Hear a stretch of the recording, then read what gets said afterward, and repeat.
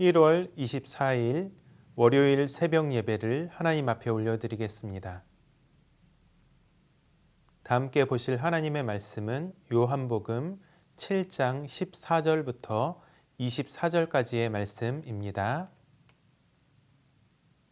이미 명절의 중간이 되어 예수께서 성전에 올라가사 가르치시니 유대인들이 놀랍게 여겨 이르되 이 사람은 배우지 아니하였거늘 어떻게 그를 아느냐 하니 예수께서 대답하여 이르시되 내 교훈은 내 것이 아니요 나를 보내신 이의 것이니라. 사람이 하나님의 뜻을 행하려 하면 이 교훈이 하나님께로부터 왔는지 내가 스스로 말함인지 알리라. 스스로 말하는 자는 자기 영광만 구하되 보내신 이의 영광을 구하는 자는 참되니 그 속에 불의가 없느니라. 모세가 너희에게 율법을 주지 아니하였느냐? 너희 중에 율법을 지키는 자가 없도다. 너희가 어찌하여 나를 죽이려 하느냐? 무리가 대답하되 당신은 귀신이 들렸도다. 누가 당신을 죽이려 하나이까? 예수께서 대답하여 이르시되 내가 한 가지 일을 행하매 너희가 다 이로 말미암아 이상히 여기는도다. 모세가 너희에게 할례를 행했으니 그러나 할례는 모세에게서 난 것이 아니요 조상들에게서 난 것이라. 그러므로 너희가 안식일에도 사람에게 할례를 행하느니라. 모세의 율법을 범하지 아니하려고 사람이 안식일에도 할례를 받는 일이 있거든 내가 안식일에 사람의 전신을 건전하게 한 것으로 너희가 내게 노여워하느냐. 외모로 판단하지 말고 공의롭게 판단하라 하시니라. 아멘. 독일의 신학자였던 디트리 보네포 목사는 믿는 자만이 순종하고 순종하는 자만이 믿을 수 있다라고 말을 했습니다. 믿음과 순종은 동떨어져 있는 것이 아니라 상호 가운데 있다는 것이죠. 우리가 믿음으로 하나님의 뜻을 행할 수 있으려면 먼저 말씀을 올바로 이해해야 합니다. 올바른 기준과 방향 없이 바르게 순종하고 믿는 것은 불가능하기 때문입니다. 그리스도인에게 있어서 절대적인 기준과 권위는 바로 하나님의 말씀이죠. 그 말씀을 믿는 자만이 순종할 수 있고 순종하는 자만이 믿을 수 있는 것입니다. 우리는 오늘 말씀을 통해 이러한 사실에 대해서 배우게 됩니다. 예수님께서는 인간이 원하는 때가 아니라 하나님의 때에 예루살렘으로 올라가십니다. 그때는 초막절 중간이었습니다. 예수님은 가장 공개적인 장소인 성전에서 가장 공개적인 행동인 가르침을 통해서 자신을 드러내십니다. 그분의 가르침에 대한 유대인들의 반응은 놀라움이었습니다. 이 사람이 배우지 아니하였거늘 어떻게 그를 아느냐. 이 말은 그를 모른다는 말이 아니라 학식이 없다는 뜻입니다. 랍비 교육을 받지 않았는데도 어떤 랍비보다도 뛰어난 가르침을 베푸시는 모습을 보고 충격을 받은 것이죠. 어느 랍비에게 훈련을 받았는지를 가르침의 권위로 여기는 예루살렘에서 정식 교육을 받은 적이 없는 예수님이 성경을 막힘없이 해석하고 가르치셨기 때문에 그들은 매우 놀랐던 것입니다. 그때 예수님께서는 내 교훈은 내 것이 아니요 나를 보내신 이의 것이니라 라고 말씀을 하십니다. 당시 랍비들은 유명한 랍비나 전승의 근거에서 가르쳤습니다. 그리고 유명한 랍비의 격언을 인용하는 것을 매우 자랑스럽게 여겼습니다. 자신의 가르침에 유명한 랍비의 가르침을 더하면 그만큼 자신의 가르침에 대한 권위가 올라간다고 생각을 했던 것이죠. 논문을 쓸 때 유명한 사람의 글을 인용하여서 내가 주장하는 것에 대한 근거로 사용하는 경우가 많은데 유대인들이 바로 그랬습니다. 내가 유명한 랍비의 말을 많이 알고 인용할수록 그만큼 가르침의 권위가 올라간다고 생각을 했던 것이죠. 그러나 예수님은 그 누구의 말도 인용하지 않고 자신의 권위를 가지고 말씀하셨습니다.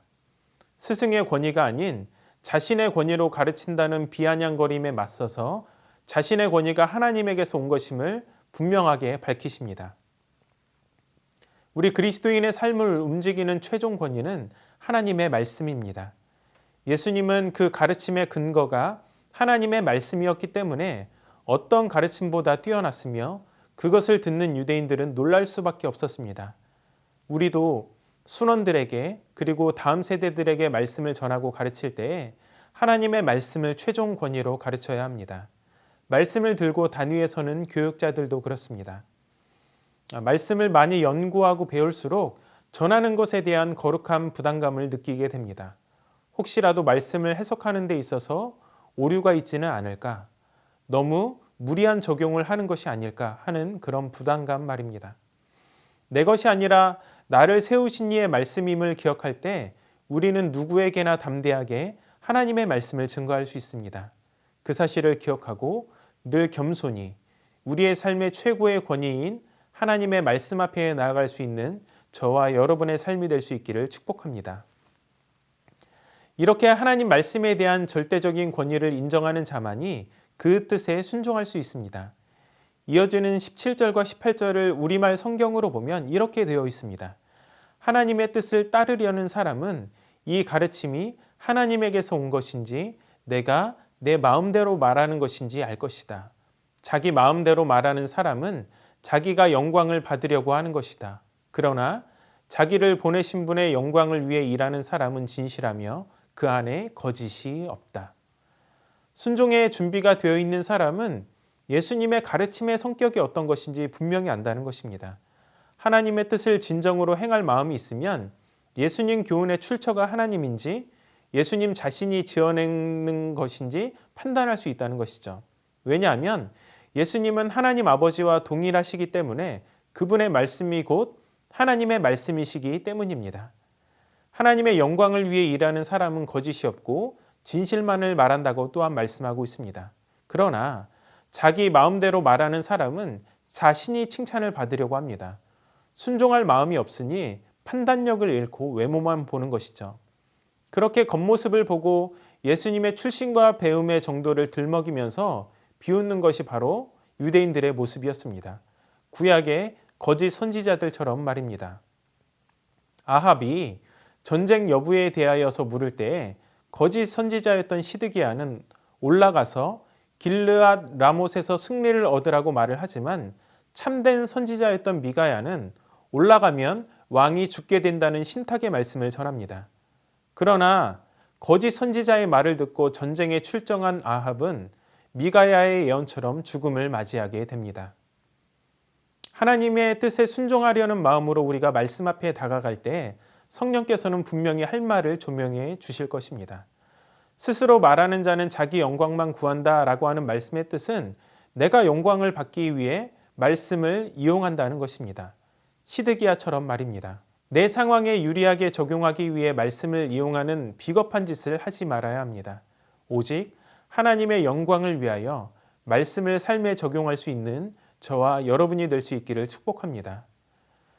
유대인들은 자신이 누구보다 말씀에 가깝고 율법을 온전히 준수하며 산다고 자부했습니다. 그런데 예수님의 진단은 아니었습니다. 모세가 너희에게 율법을 주지 아니하였느냐? 너희 중에 율법을 지키는 자가 없도다. 너희가 어찌하여 나를 죽이려 하느냐? 그러자 우리는 그런 적이 없다고 반발합니다. 왜냐하면 명절을 지키러 온 사람 중에는 많은 사람이 그 전에 있었던 일을 몰랐기 때문입니다. 그 전에 있었던 일이란 예수님이 베데스다 연못에서 38년 된 병자를 치유하신 사건을 말합니다. 내가 한 가지 일을 행하매, 여기서 말하는 한 가지 일이 베데스다 병자의 치유 사건을 말한다는 것이죠. 문제는 그날이 안식일이었다는 것입니다.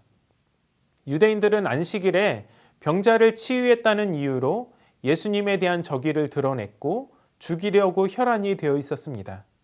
그런데 그렇게 예수님을 정죄하는 그들이 사실은 율법을 범하고 있었다는 것이죠. 당시 유대인들은 아들을 낳으면 8일 만에 할례를 시행했습니다. 8일째 되는 날이 안식일일지라도 할례를 행했습니다. 언약 백성임을 나타내는 중요한 의식이었기 때문이죠. 유대인들은 율법 사이에 충돌이 있을 때 각 조항의 위계 질서를 정했는데 할례와 안식일 문제에서는 할례를 더 중요하게 여겨서 안식일에 할례를 하는 것을 허용했습니다. 예수님께서는 이를 근거로 안식일에 사람의 전신을 건강하게 한 것이 어떻게 안식일의 계명을 어긴 것이냐라고 반문하고 있는 것이죠. 육체의 일부를 잘라내는 그 행위가 긴 시간 고통받으며 살아왔던 병자를 낫게 하는 것보다 더 중요한 일이 아니라는 것입니다. 결국 그들의 율법 준수는 18절의 말씀처럼 자기 영광을 구하는 일이었던 것입니다. 내 의를 위해서, 내가 상을 받기 위해서, 내가 칭찬받기 위해서 모두가 내 기준이었던 것입니다. 24절의 말씀처럼 그리스도인의 판단 기준은 외적인 기준이 아니라 말씀입니다. 오늘날 스스로 그리스도인이라고 자처하면서도 삶을 말씀으로 투영하지 않고 살아가는 사람들이 너무나도 많습니다. 하나님만이 받으셔야 할 영광을 자기 자신이 가로채거나 자신이 인정받으려는 욕구를 가지려는 사람들도 있습니다. 사랑하는 여러분, 하나님의 영광을 구하는 사람은 하나님의 뜻을 행합니다. 어떠한 도전에도 타협하거나 굴복하지 않습니다. 하나님의 말씀이 최종 권위가 되게 하여서 그 절대적인 기준으로 살아갈 수 있는 저와 여러분의 삶이 될 수 있기를 주님의 이름으로 축원합니다. 주신 말씀을 기억하며 함께 기도하도록 하겠습니다. 하나님의 말씀이 우리의 삶의 최종 권위가 되게 하여 주시옵소서. 자기의 의를 드러내기 위해 말씀을 악용하는 것이 아니라 우리를 자녀로 불러주신 주님의 영광을 위해 살아가게 하여 주시옵소서.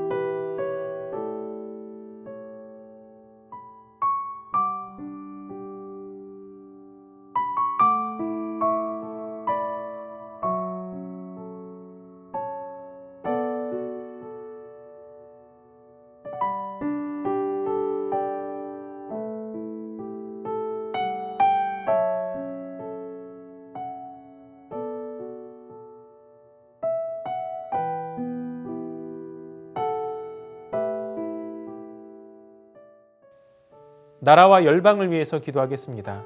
설 명절을 앞두고 코로나 환자가 폭발적으로 증가하지 않도록 방역과 안전에 신경 쓰는 명절이 되게 하여 주시옵소서. 2014년부터 지속된 예멘의 내전을 종식시켜 주시옵소서. 아랍에미리트와의 긴장 관계가 전쟁으로 이어지지 않도록 그 땅 가운데 평화를 주시옵소서. 우리 이렇게 기도하겠습니다.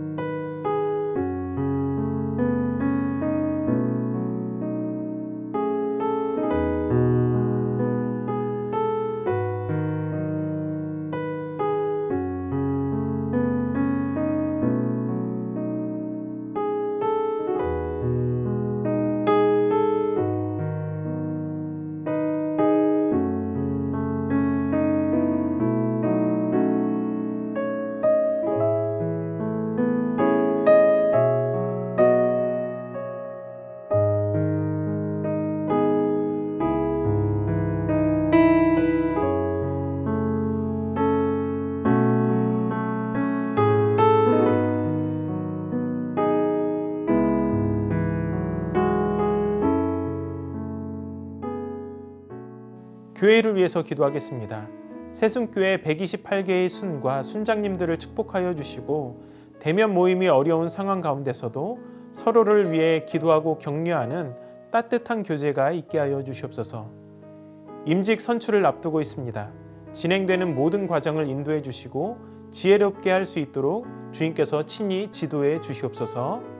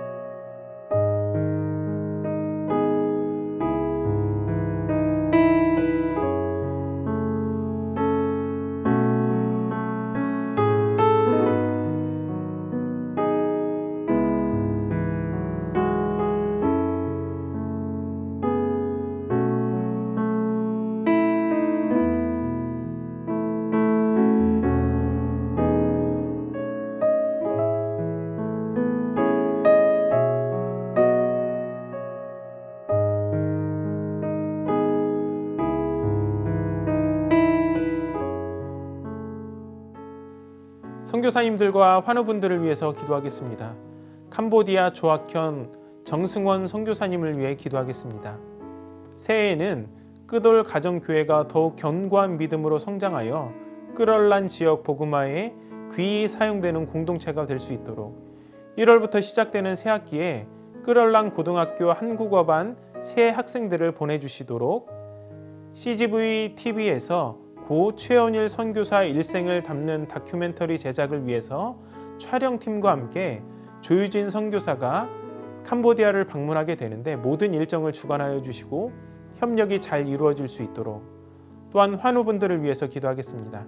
추명우 성도님, 김평수 집사님, 김인혜 집사님, 김영자 권사님, 김찬준 집사님, 정순근 권사님, 김봉남 권사님, 조금열 집사님, 안행순 집사님, 최혁기 성도님, 정성혜 집사님 어머님, 김광순 집사님, 이길태 집사님, 박문천 집사님, 환우분들을 위해서 다 함께 기도하시고 선교사님들을 위해서 기도하시고 개인 기도로 하나님 앞에 나아가도록 하겠습니다.